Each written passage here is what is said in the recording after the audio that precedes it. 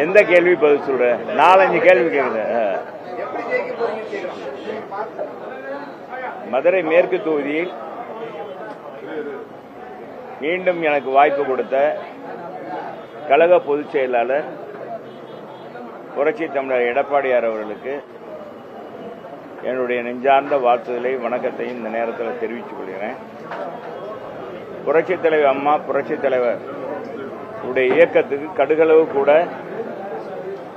என்னால் அவருடைய புகழ் எந்த வகையிலும் அவர்களுக்கு ஊறு விளைவிக்காத வகையில் பொதுச் செயலாளருடைய நம்பிக்கையுடன் களத்தில் இறங்கி மேற்கு தொகுதி மக்களை சந்தித்து நான் அந்த தொகுதிக்கு ஆற்றிய பணிகளையும் மதுரை மக்களுக்கு 10 ஆண்டுகள் அமைச்சராக இருக்கும்போது செய்த திட்டங்களையும் எடுத்து சொல்லி, குறிப்பாக மேற்கு தொகுதி மக்களுக்கு எந்தெந்த வார்டில் எந்தெந்த பகுதிக்கு என்னென்ன திட்டங்கள் கொடுத்திருக்கிறேன், என்னுடைய பையன் பெயருக்கு நடத்தின ஆர்ஜே தமிழ்மணி டெஸ்ட் மூலமாக எத்தனாயிரம் பேர் பயனடைந்திருக்கிறார்கள், எங்களுடைய குடும்பமே இன்றைக்கு மேற்கு தொகுதி மக்களுக்கும் கழகத்துக்கும் கடமைப்பட்டிருக்கிறோம் என்பதை தெரிவித்துக் கொள்கிறேன். எனவே மக்கள் தான் எஜமானர்கள். மக்களை நம்பி களத்தில் என்னை நிறுத்திருக்கிற பொதுச் செயலாளருக்கு மீண்டும் நன்றி தெரிவிச்சுக்கிறேன். சொல்லுங்க, என்ன வேணும்? திமுக கூட்டணியில மதிமுக வந்து நாங்க சிரித்துக் கொண்டே அழுகிறோம், ஏன்னா நாங்க எதிர்பார்த்த தொகுதிகளை கொடுக்கல அப்படின்ற மாதிரி மதிமுக சார்பில் செய்தியாளர் சந்திப்புல பேட்டியா சொல்லிட்டாங்க. திராவிட முன்னேற்ற கழகத்தில் அங்க வைக்கிற இந்திய கூட்டணி, அதுல இருக்கிறவங்கள சிலர் அழுவார் சிலர் சிரிப்பார் என்ற அடிப்படையில் தான் அந்த கூட்டணியில் பல தலைவர்கள் இன்றைக்கு இருக்கிறார்கள். அவர்கள் மட்டுமல்ல, அவர் கட்சியை சார்ந்த தொண்டர்களும் நிர்வாகிகளும் இன்றைக்கு அந்த கூட்டணியில் தொடர்புகிற நிகழ்ச்சியை கசப்பாக நினைக்கிறார்கள். அதுதான் நிதர்சனமான உண்மை. மாபெரும் மக்கள் இயக்கமாக மாற்றி கொண்டு வந்த அன்பு சகோதரர் திருமாவளவனுடைய இயக்கத்திற்கு குறைந்த தொகுதியை கொடுத்துவிட்டு இன்றைக்கு அவர் எப்படி அது மன வலிமையோடு எடுத்துக்கொண்டார் என்று தெரியவில்லை. மறுமலர்ச்சி திராவிட முன்னேற்ற கழகத்துடைய பொதுச் செயலாளர் அண்ணன் வைகோ அவர்கள் 2011 எங்க அம்மா அவர்கள் அழைத்து 19 தொகுதியில் கொடுக்கின்ற போது 19 தொகுதியில் கொடுக்கிறோம் அப்படின்னு சொல்லியும் கூட அவர் கேட்க மாட்டேன்றார். மிக கோபமாக பேசி சென்றவர் தான் வைகோ. இன்றைக்கு அந்த கட்சியில் இருக்கிற தலைவர்களும் நிர்வாகிகளும் நொந்து போயிருக்கிறார்கள்.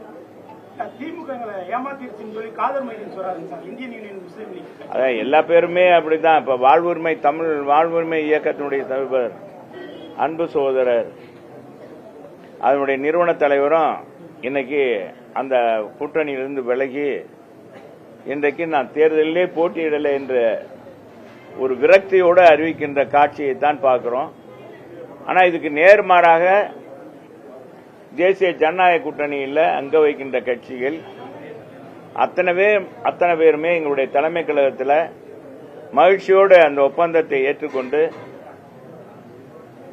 தமிழகத்தில் தேசிய ஜனநாயக கூட்டணி மலர வேண்டும், மக்கள் விரோத ஆட்சியை முடிவு கட்ட வேண்டும் என்ற அடிப்படையில் இன்றைக்கு பயணத்தை புறப்பட்டிருக்கிறார்கள். நேற்றைய தினமே எங்க பொதுச் செயலாளர் நம்முடைய மயிலாப்பூர்ல பிரச்சாரத்தை தொடங்கிவிட்டார் என்பதையும் தெரிவித்துக் கொள்கிறேன்.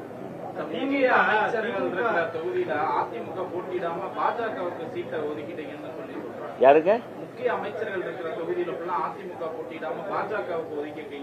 அந்த மாதிரி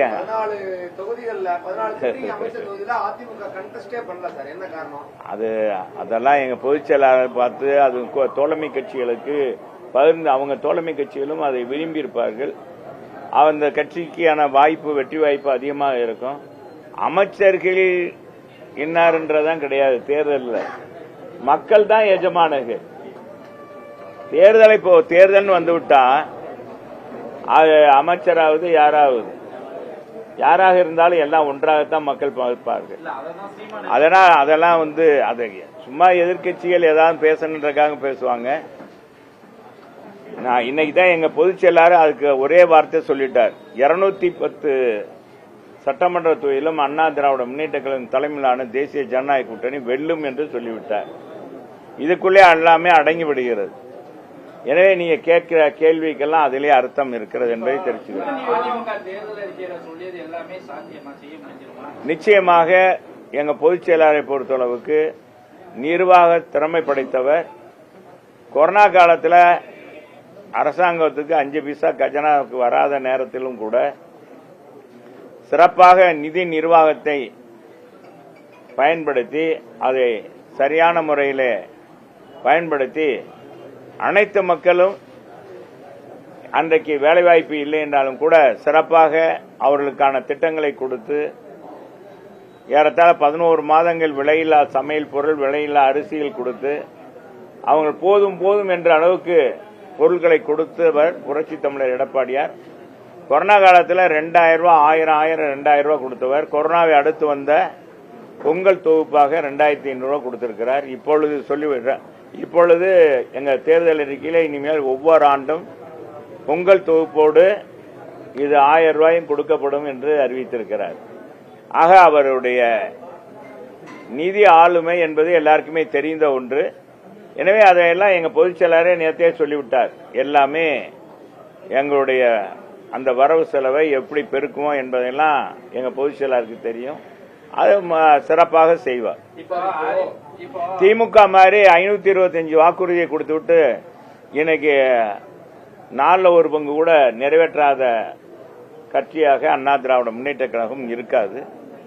மக்களுக்கு அறிவித்த அத்தனை திட்டங்களையும் நிறைவேற்றுவதற்கு அண்ணா திராவிட முன்னேற்ற கழகத்தின் தலைமையிலான எங்களுடைய பொதுச் செயலாளர் புரட்சி தமிழர் எடப்பாடியார் நிறைவேற்றி காட்டுவார்.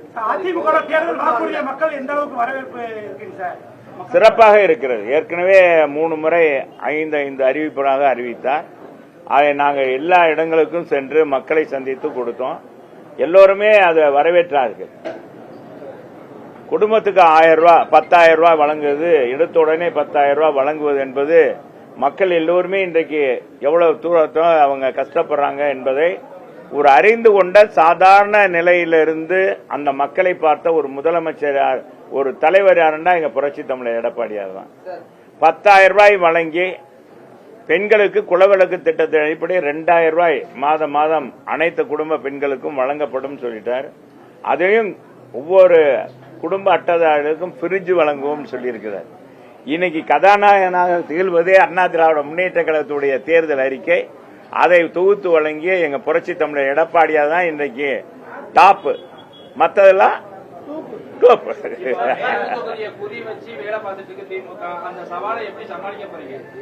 மக்கள் தாங்க எஜமான். மக்களை வச்சுதான் நாங்க இது பண்ணணும். எங்க கழக நிர்வாகிகள் அதெல்லாம் பார்த்துக் கொள்வாங்க.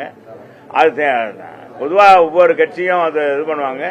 கூடுதலாக நமக்கு கொஞ்சம் கூடுதலாக நமக்கு எதிர்ப்பு காமிப்பாங்க. அது அமைச்சரே இறங்கி வேலை பார்க்கிறாரு. அவர் 6-8 மாசமா 10 மாசமாவே பார்க்கிறாரு. அதான் நான் அன்னைக்கு கூட சொன்னேன்ல, புதுசா வந்தோன்னா ரோடு இந்த புது பொண்ணு மாதிரி அப்படி இது பண்ணி செய்யறது, அப்புறமேல் போனதானே தெரியும் அவருடைய இது. அதனால மக்கள் இன்னும் இதுல நாங்க நிரந்தரமாக அந்த மக்களோடு மக்களாக இருக்கிறேன். எனவே மக்களுக்கான திட்டங்களை நான் நிச்சயமாக குரல் கொடுத்து எங்களுடைய இன்னும் ஆளுங்கட்சியா அண்ணா திராவிட முன்னேற்ற கழகம் வரப்போகிறது. அதிகமான திட்டங்களை கொடுத்து மதுரை மக்கள் இன்றைக்கு போற்றுகின்ற அத்தனை வளர்ச்சி பணிகளும் எங்க காலத்தில் கொண்டு வந்ததுதான். திமுக காலத்தில் 5 ஆண்டுகள ஒரு திட்டம் கூட கொண்டு வரல. இதிலே தெரியும் உங்களுக்கு, மதுரை மக்களுக்கு எதுவுமே செய்யல. இன்றைக்கு ஸ்மார்ட் சிட்டி பணி கூட 2011 கொண்டு வந்த அந்த ஸ்மார்ட் சிட்டி பணி கூட இந்த ஆட்சியில் 5 ஆண்டுகளாக நிறைவேற்ற முடியல. இன்னும் பல பிரிவுகளில் இன்னும் பாதாள சாக்கடை இணைப்பு கொடுக்கல. முல்லை பெரியார் கூட்டு குடிநீர் திட்டம் இன்னும் சரியாக வழங்கவில்லை. அது 24 மணி நேரமும் கொடுக்க வேண்டும். அதான் அது முறை. பாத்தீங்கன்னா நிறைய சர்ப்ளஸாக வாட்டர் வருகிறது. 225 MLD வருகிறது. அதை முறையாக இவங்க அதை நீரோட்டம் பார்த்து அதோடைய ஒவ்வொரு தொட்டியிலிருந்தும் எவ்வளவு இறக்க வேண்டும், எவ்வளவு வீடுகளுக்கு போகுது என்பது தரமான பைப்புகள் பதிக்கவில்லை. ரோடுகள்லாம் பார்த்தீங்கன்னா எங்களுடைய பகுதி செயலாளர் 72வது வார்டு மாமன்ற உறுப்பினர், நான் ஏற்கனவே ஊடகத்தில் கூட சொன்னேன், சிமெண்ட் ரோடு போட்டாங்க. சிமெண்ட் ரோடு போட்டு 10 மாசங்கள் கூட, அதான் 10 மாசம் கூட 10 மாசம் தான் ஆகுது. 10 மாசத்துல அந்த சிமெண்ட் எல்லாம் போயிருச்சு. வெறும் குழியா கல்லா தான் இருக்கு. நீங்க கூட போய் பார்க்கலாம். நம்ம இதுல திருவள்ளூர் நகர்ல போய் பாத்தீங்கன்னா பெரிய சாலை, முக்கிய சாலையில அந்த மாதிரி இருக்கு. இது பூராமே எல்லாம் தரமற்ற ஒப்பந்தக்காரருக்கு கொடுத்ததன் அடிப்படையில தான் இது நடக்குது. அதெல்லாம் அவங்ககிட்ட தான் கேட்கணும். சரி, நன்றி.